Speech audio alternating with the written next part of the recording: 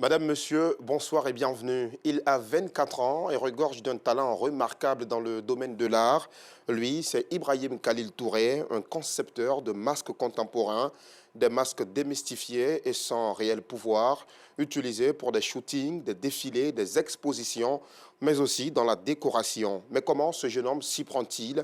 Nous découvrirons ce soir l'artiste Ibrahim Khalil, l'homme qui a l'art au bout des doigts, dans un exceptionnel reportage que nous propose ce soir Bintou Pekele. Hier, nous vous le disions, à quelques semaines de la fin d'année, les grandes surfaces sont bien achalandées. C'est aussi l'opportunité d'évaluer les anciens stocks de jouets. À Abidjan, le constat est clair.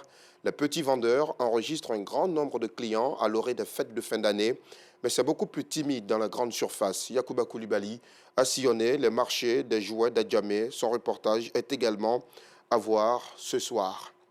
Avec Yacouba Koulibaly, nous parlerons également ce soir du gaspillage de l'eau dans les lavages auto. Cette activité se fait essentiellement avec de l'eau. Il faut une grande quantité pour laver les véhicules. Laver sa voiture en station au jet haute pression consomme 50 litres d'eau, alors qu'un lavage au rouleau consomme 170 litres. Comment les gérants de lavage automobile parviennent-ils à amortir les charges après le règlement des coûts excessifs de certaines factures d'eau?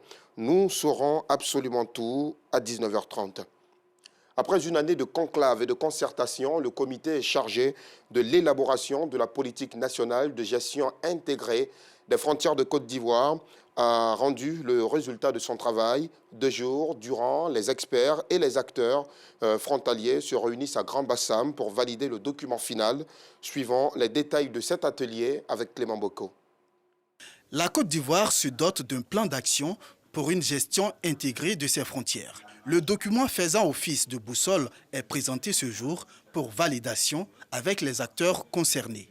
Cet atelier traduit une volonté collective de la grande famille que nous constituons désormais des acteurs frontaliers de doter notre pays d'un outil. Un outil à partir duquel nous allons cadrer, piloter l'ensemble des activités à nos frontières, afin de résoudre toutes les problématiques que nous avons décelées au cours du diagnostic. La conception de ce document, qui a duré 1 an, comporte 6 étapes et va s'exécuter sur une période de 10 ans à compter de 2023. C'est un sentiment de joie, de fierté pour le travail accompli depuis 1 an. C'est l'une des commissions, qui a été installée, la dernière, pratiquement dans la sous-région. Et cette commission a travaillé avec beaucoup d'efficacité.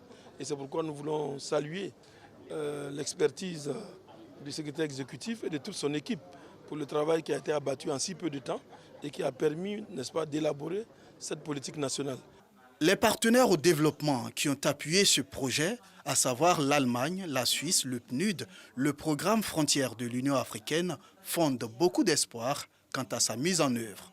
Et il y a plusieurs composants et ça commence avec vraiment la démarcation des frontières et bon, on pourrait dire même les frontières en Afrique, la source c'est la conférence de Berlin du 19e siècle par des colons et on n'a pas trop changé après l'indépendance, les frontières, on les respecte, mais gérer les frontières en contact toujours avec les voisins et aussi la population transfrontalière, c'est important.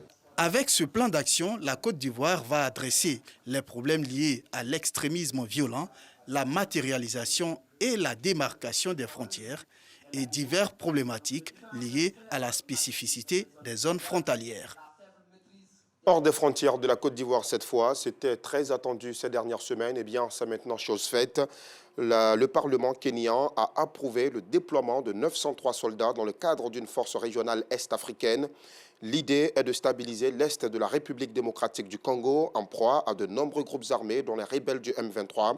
Selon Nelson Koech, le président de la Commission parlementaire de la défense, du renseignement et des relations extérieures, le déploiement de troupes kenyanes en RDC est dans l'intérêt de la paix dans la région, mais aussi au Kenya.